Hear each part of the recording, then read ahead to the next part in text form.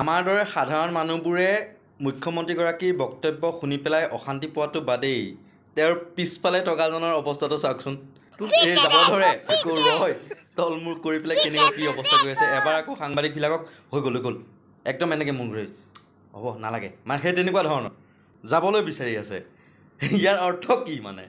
আৰু যেতিয়া তেওঁৰ এই মুখৰ এক্সপ্ৰেশ্যন আপোনালোকে চাওক ভালকৈ, সেইটো সময়তে মুখ্যমন্ত্ৰীয়ে মানে নৱপ্ৰজন্মক বা যুৱ প্ৰজন্মক এইবাৰ টিকটৰ ক্ষেত্ৰত প্ৰতিটো সমষ্টিতে গুৰুত্ব দিয়া হ'ব। 10-15টা সমষ্টিত মানে নৱপ্ৰজন্মক গুৰুত্ব দিয়া হ'ব বুলি কৈ আছিল। আৰু তেতিয়াই এইবিলাক আৰু নাক খজুৱাইছে, এবাৰ তলমূল কৰি যাবলৈ ওলাইছে। মানে কেতিয়া যাওঁ এইগৰাকী মন্ত্ৰী ৰঞ্জিত দাস। আৰু তেওঁ এটা সময়ত বিজেপিৰ ৰাজ্যিক সভাপতি আছিল আৰু এতিয়া এই অৱস্থা মুখ্যমন্ত্ৰীৰ লগত। মানে কেতিয়া কথাখিনি কৈ শেষ কৰে, কেতিয়া যাব লাগে, মানে মুখৰ পৰাটো আৰু কি ওলাব জানেই। আৰু এইবিলাক আমাৰ নিচিনা মানুহৰতো সহ্য নহয় এই কথাবোৰ শুনি।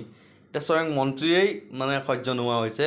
এবাৰ গোটেই দৃশ্যখিনি মুখ্যমন্ত্ৰীয়ে কি কৈ আছিল আৰু মানে গোটেই দৃশ্যটো এবাৰ চাই লওক, ভালকৈ দেখুৱাই দিছোঁ আপোনালোকক।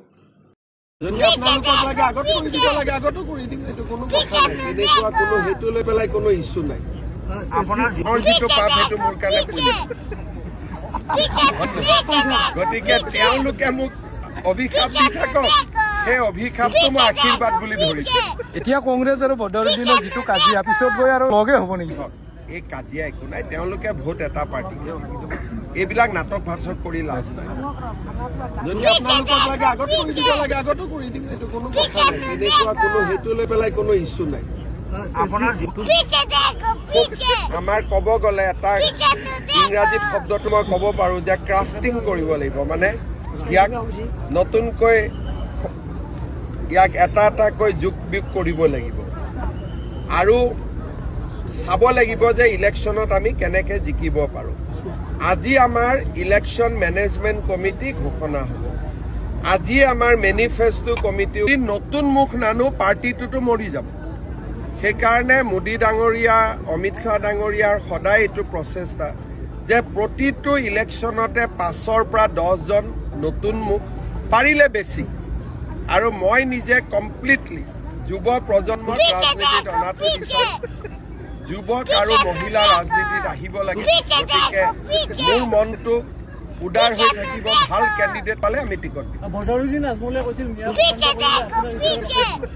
পাপ কিহৰ পাপ? তেওঁৰ যিটো পাপ সেইটো মোৰ কাৰণে পুণ্য।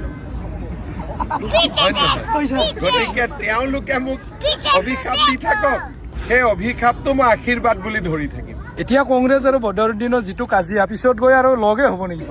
এই কাজিয়া একো নাই, তেওঁলোকে ভোট এটা পাৰ্টি, এইবিলাক নাটক ভাষণ কৰি লাভ নাই। ন্যায় এটা পাৰ্টিকে কাক ভোট দিব ইলেকশ্যনৰ সময়ত তেওঁলোকে সিদ্ধান্ত কৰি থাকিব, কিন্তু তেওঁলোকে ভোটটোত নাভাঙে। আমি ভোটবোৰ ভাঙি থাকোঁ, ইজনক দিওঁ সিজনক দিওঁ। যেনেকৈ ঘৰত নামঘৰত অলপ অলপ প্ৰসাদ চবকে দিব লাগে, তেনেকৈ আমিও প্ৰত্যেকটো দলকে একচিংটা ভোট দি দিওঁ।